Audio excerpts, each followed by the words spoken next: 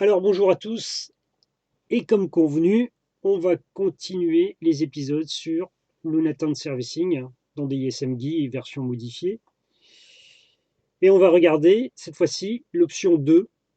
On va refaire la même manip qu'on avait fait avec l'option 3, qui a été un échec, et on va vérifier si avec l'option 2, en utilisant les mêmes fichiers, si ça fonctionne. Donc pour rappel, ce que j'appelle l'option 2, c'est en fait par rapport à une documentation de chez Microsoft où on parle de recherche implicite de fichiers Unattend auto-Unattend. Donc c'est cette doc ici, hein, Windows Setup Automation Overview. Dans le tableau récapitulatif ici, la dernière fois on a utilisé le Windir Panther. Cette fois-ci on va utiliser la même chose, mais ce n'est pas le cache de Windows Setup, hein, c'est la version où normalement on devrait utiliser le fichier Unattend. Donc c'est-à-dire c2.windows/panther/unattend. Mais attention, il y a une petite note ici qui est importante. Dans la note, il est marqué, attention, ce dossier, en fait, il n'est pas cherché lorsqu'on lance le setup depuis un Windows PE. Il faut faire attention à ça, sinon on aura des effets de bord. Donc là, on va revenir à l'interface GUI, l'ISM GUI, et on va faire comme la dernière fois, on va monter l'image qui est sur notre dépôt dans le x64 source, le boot.vim, index 2, parce qu'on a besoin du Microsoft Windows Setup. Vous avez la confirmation ici, hein, par rapport à l'index. Si c'était l'index 1, automatiquement, vous aurez ici Microsoft Windows PE. Donc nous, on choisit l'index 2. Et on vient monter, on vient chercher notre point de montage, qu'on appelle boot, par exemple, dans mon dépôt. Et on fait monter l'image en lecture-écriture. Jusque-là, c'est simple. Voilà, notre image est montée. Il n'y a pas de problème. Maintenant, on va monter l'image install.vim. Donc, toujours pareil, par rapport à notre lecteur D. On va chercher dans x64 source install.vim. On vient sélectionner, donc là il n'y a qu'un seul index, donc il n'y a pas d'ambiguïté. On vient sélectionner l'index 1 et on le met dans le dossier install de mon dépôt et on monte l'image toujours en lecture-écriture. Alors la documentation ici, on va la garder sous la main pour avoir les chemins où il faut contre-vérifier ce que l'application DISMD fait. Parce que là, vous me faites confiance, mais peut-être que je fais mal. Donc il faut quand même contre-vérifier. Voilà. L'image install est montée.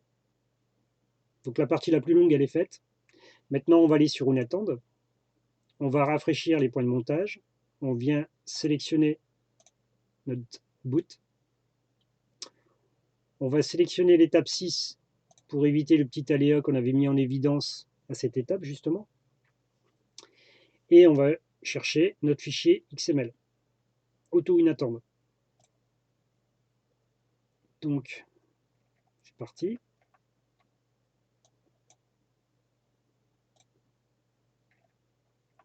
Auto-Unattend. On est sur l'option 2 et on va chercher notre auto-Unattend ici. Alors c'est le même qu'à l'étape 6, hein, juste simplement recopier dans le dossier. Auto-Unattend. D'accord? Et on fait Apply Image. Voilà. il nous dit que ça a été fait. Donc on peut aller vérifier dans boot.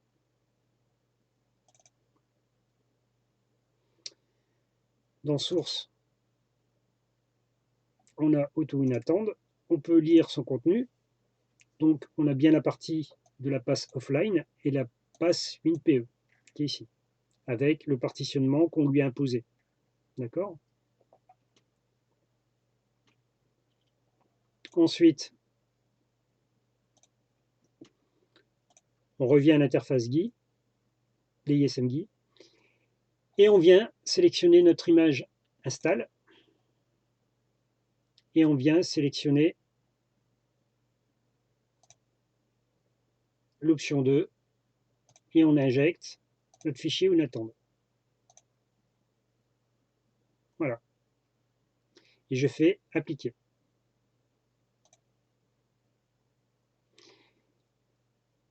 Là, dans notre dossier, enfin dans notre point de montage, il a créé un dossier avec un sous-dossier, donc Windows Panther, et il a mis notre fichier unattend dedans.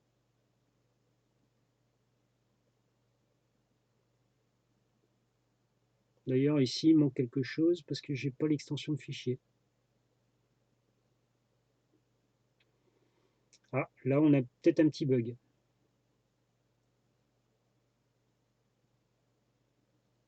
Ah ah, c'est peut-être ça le bug. Ok, donc on va aller voir qu'est-ce qu'il a fait réellement, parce que ça, c'est peut-être un message que j'ai rajouté. Il est peut-être erroné. Donc on va aller voir dans le D, et on va aller voir dans Install. On va aller voir dans Windows. Alors c'était Panther. Unattend. Jusque-là, ça correspond. Et dedans, on a bien un unattend.xml. Si je l'ouvre,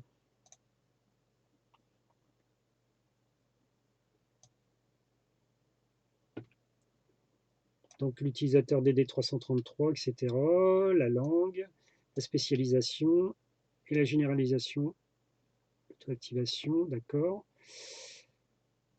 Bah, ça m'a l'air d'être bon tout ça. Donc c'est bien unattend XML. Ah, voilà. Donc on a décelé un petit bug, mais c'est pas un bug, hein. C'est un bug d'affichage. D'accord? Donc en fait ici, quand j'ai recopié le texte, je l'ai mis à la main, hein, ça c'est une ligne qui a été mise à la main, j'ai oublié le unattend.xml. Mais ça c'est au niveau de la présentation de la commande qui a été exécutée. Donc voilà pourquoi j'ai un petit aléa ici. Mais ça n'a aucun rapport avec le fonctionnement de l'interface, hein. L'interface fonctionne très bien vu qu'on a vérifié les fichiers où ils sont stockés et le contenu des fichiers. Donc il n'y a pas de souci. Donc on peut continuer la manip. Je le corrigerai, hein, directement. Ça va très vite. Ensuite, donc, on a mis le fichier unattend au bon endroit, conformément à ce qui est marqué ici. Maintenant, ce qu'il faut faire, c'est démonter les supports. Donc on y va gaiement. On va commencer par install.vim. En committant les données, parce qu'il y a eu des changements en fait sur l'install.vim. Donc on va faire unmute. OK. Bah, c'est bien parce qu'on voit les problèmes en live et on va pouvoir les corriger directement, hein. Donc ça, c'est un oubli de ma part, hein. Donc c'est ma faute. Mea culpa. On va corriger ça.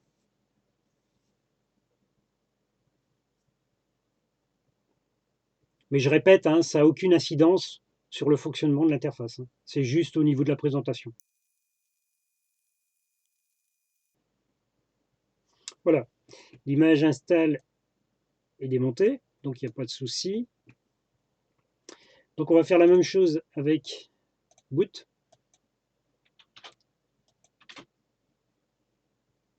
toujours commit, pas oublier l'option. Bon, elle y est déjà hein, par défaut, puisque le bouton n'a pas changé en fait, hein. L'option n'a pas changé. On fait unmount, image. Donc là, ça va aller un peu plus vite. Et ensuite, on va passer à la création d'un ISO DVD qu'on va réutiliser dans VirtualBox. Voilà, ça a été démonté correctement. On n'a pas de message d'erreur, donc c'est bon. Ensuite, on crée notre ISO DVD.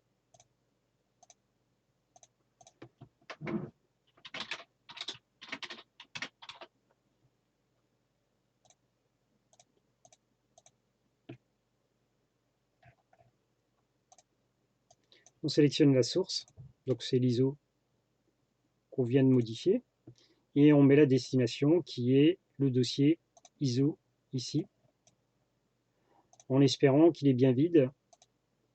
Ça évite des confusions avec les noms de fichiers. Il est vide, donc ça c'est bon. Et ensuite on lui donne un nom. Bon, on va l'appeler mon ISO. On va changer un peu. Voilà. Et on va faire un make ISO DVD. C'est parti. Alors vous voyez, hein, les lignes de commande, des fois, sont assez compliquées, hein, dans le sens où des fois, il y a des espaces pour séparer les arguments, des fois, c'est tout collé. Donc voilà, taper ça en ligne de commande, il faut vraiment faire attention à ce qu'on écrit pour éviter que la commande ne fonctionne pas tout bêtement. D'où l'utilité de créer des utilitaires qui le font pour nous et correctement, suivant les options qu'on aura mis dans les champs. Voilà, l'ISO DVD est créé. Il n'y a pas de souci, hein, le code d'erreur, il n'y en a pas. Tout s'est bien passé. On peut quitter DISMGui et on peut basculer sur VirtualBox. On va créer une nouvelle machine de test. On va faire pointer notre DVD sur notre ISO qu'on vient de créer. Il s'appelle mon ISO.ISO sur le dépôt dans le dossier ISO. On vient retirer l'Unattend qui est propre à Oracle VirtualBox. Et on vient sélectionner une machine virtuelle en EFI avec un disque dur 80 Go. On vérifie au passage les paramètres. C'est bon. On sélectionne la machine et on fait démarrer.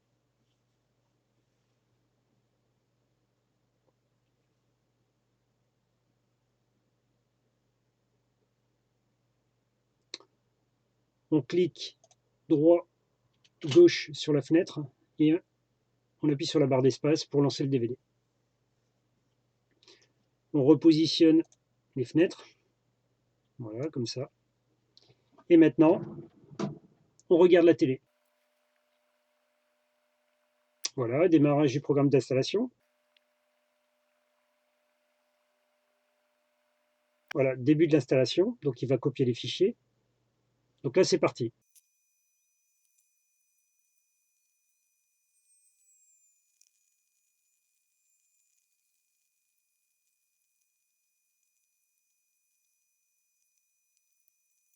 Donc jusqu'ici, on n'a pas vu d'écran intermédiaire, pourvu que ça dure.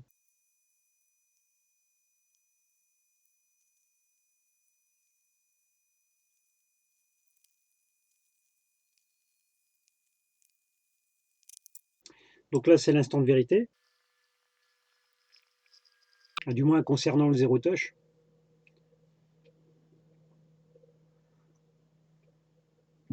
Si on veut parler comme ça.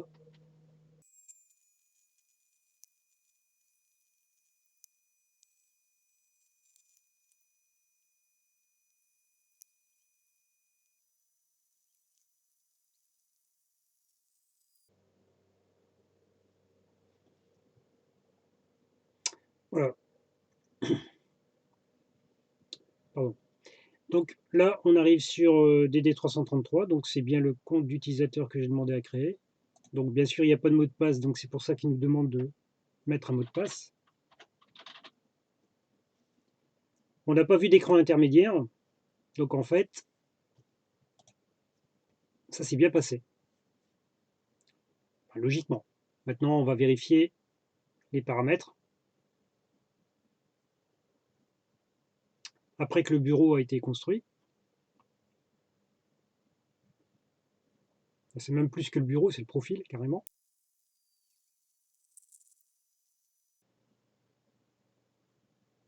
Voilà, on arrive enfin sur le bureau. Donc là, on va vérifier comme d'habitude, hein. On attend juste un tout petit peu que le chargement, la finalisation du profil soit correcte.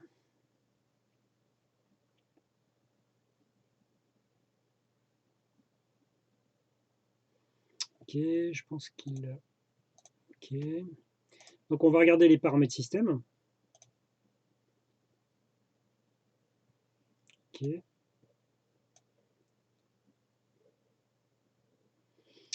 Donc on a bien la partie OM, on a bien le nom de l'appareil, DD333, ça c'est bon. Le fabricant DD333, numéro de téléphone fictif avec les heures fictives, le support en ligne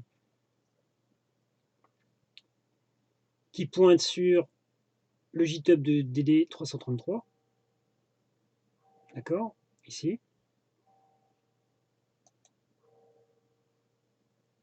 Alors bien sûr, Edge n'est pas configuré. Donc il va nous embêter avec ça.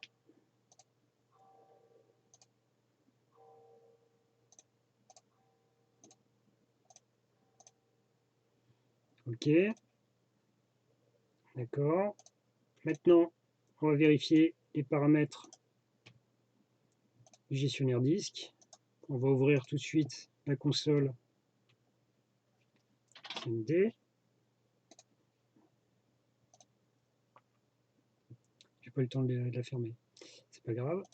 Alors, dispart, hop. Donc, dans le gestionnaire disque de l'interface GUI,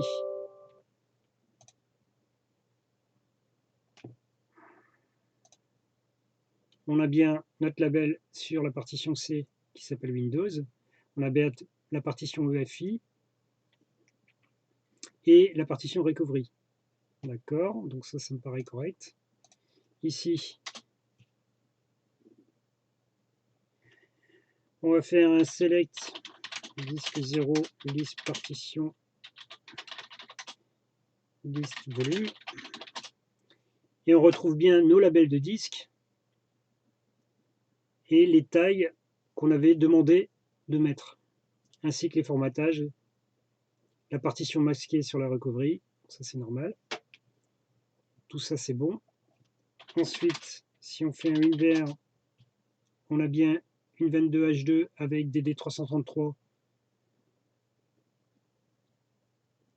Il y a de mémoire, il me semble que chez DD il y apparaissait quand même. Bon, ça c'est à vérifier, mais bon, c'était comme ça. Ici, si on vérifie le registre, on a bien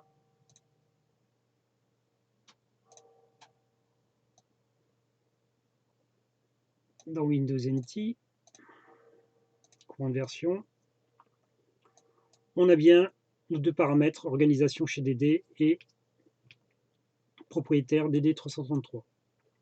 D'accord? Donc ça fonctionne. On peut refermer la machine virtuelle.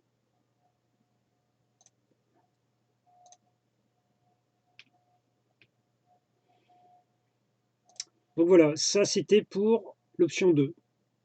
On va enchaîner sur l'option 1. Alors l'option 1 c'est un peu différent, hein. L'option 1, ce sera une affectation au niveau du registre. Et là, volontairement, je vais changer le fichier unattente.xml et je vais le personnaliser pour mettre un nom comme perso unattente.xml. Et ça, c'est le prochain épisode. Voilà. C'est terminé pour cette vidéo. Donc, regardez bien comment ça fonctionne et à plus tard.